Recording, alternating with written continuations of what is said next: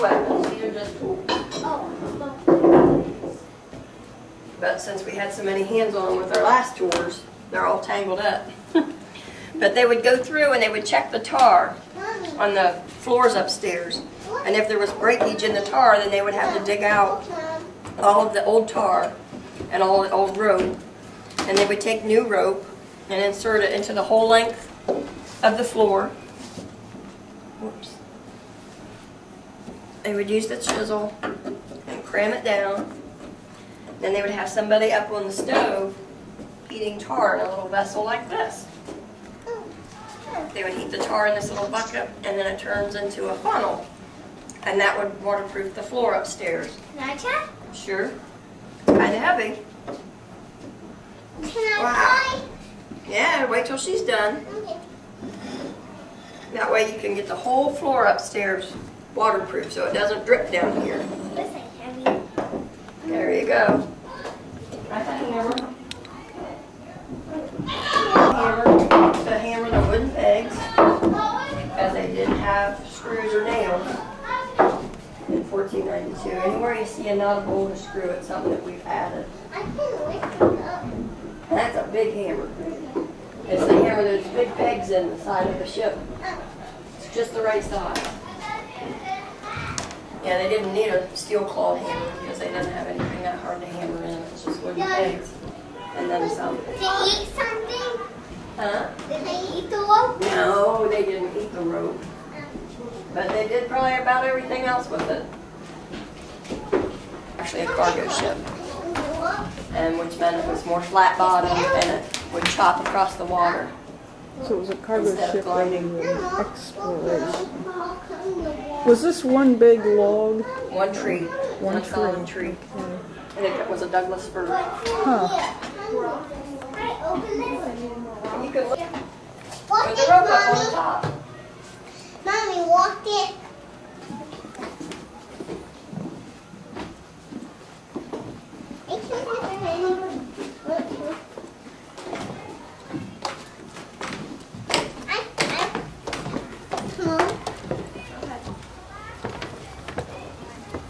I'm so glad the other guy took the two forward. Hello. No, not yet. It's a ring toss. It goes in the front of the ship. Dynamite! I'm waiting for this.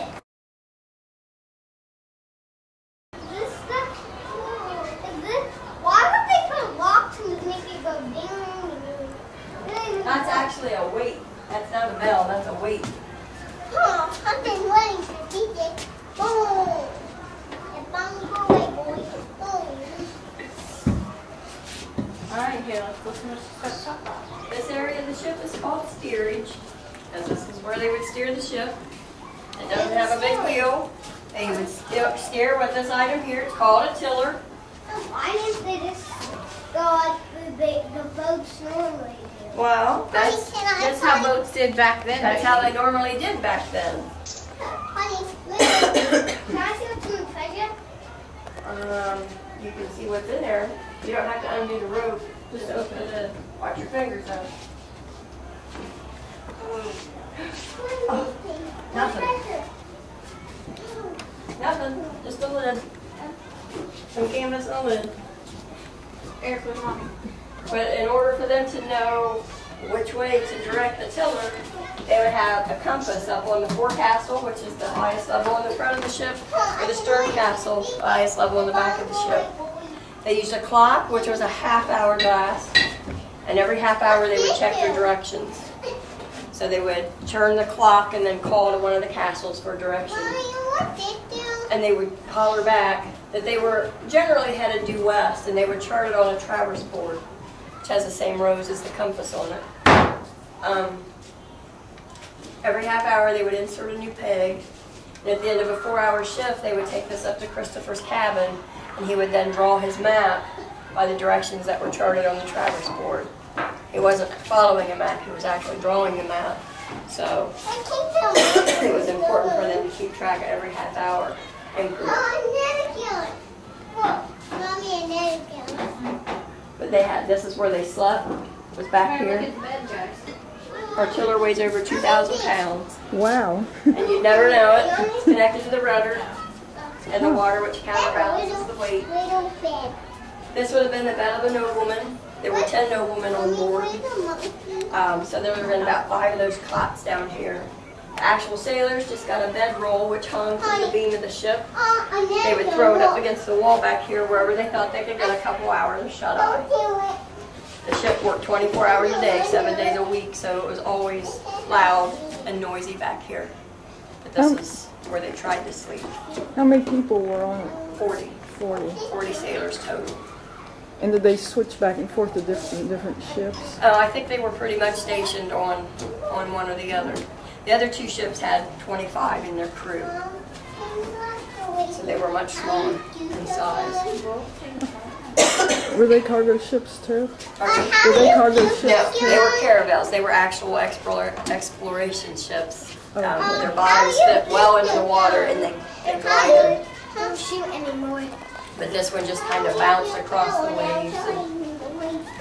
But since he begged for this journey for over 10 years, he wasn't that choosy. He decided he would take the biggest ship and make it his, and they went on their merry way. Harley, be careful. They did have weapons on board. They had a cannon that shot out each side in case they ran into pirates. How do you make it get in the way? How do you make it fire? Well, first you have to load it.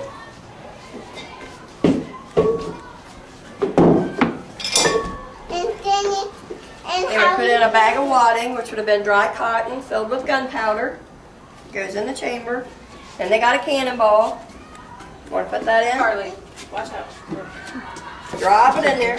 And their cannonball was nothing but chiseled rock. How you build it? And then you put it back in. Insert the wedge. Oh, that's too heavy. And then they would insert this fire, because this would be red hot, into this hole. And as soon as they did that, it would ignite the gunpowder and out the cannonball would come. Out the front of the cannon. And It won't then really shoot, baby. how you build it? If we shot it, it would blow up our ticket booths across the way. We can't do that. We use that for Halloween. Oh, then it'll go boom. But once the ship set sail, those big hatch doors would have been closed to keep it as dry as possible down in the hold. And this is how they would access the area. There's one on each side, depending on what you needed as to which side you went down.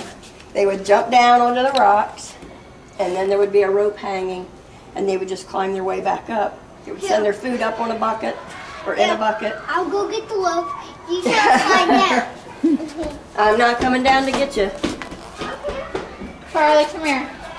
But this is where you get the term down the hatch. These are called the hatch doors. And they're back here in steerage to keep them as dry as they possibly could. Can you get the rope to it? No. And you would want to slide down, and I'm not going to go after you. Okay. I'll climb out. You're leaning down. Is what they would use to raise and lower their anchors on the front of the ship. Can I hold the out? Rock's on the stairs. And it's what they would use to raise and lower all their cargo into the hold area. They would take rope and tie it, and in order to use the capstan, they would use the sticks. They would tie a rope to the barrel and lower it, walking one direction. If they wanted to raise it, here, let me put it in the other hole.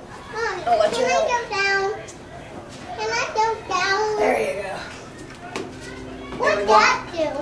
One direction to raise it, turn around and walk the other direction to lower it.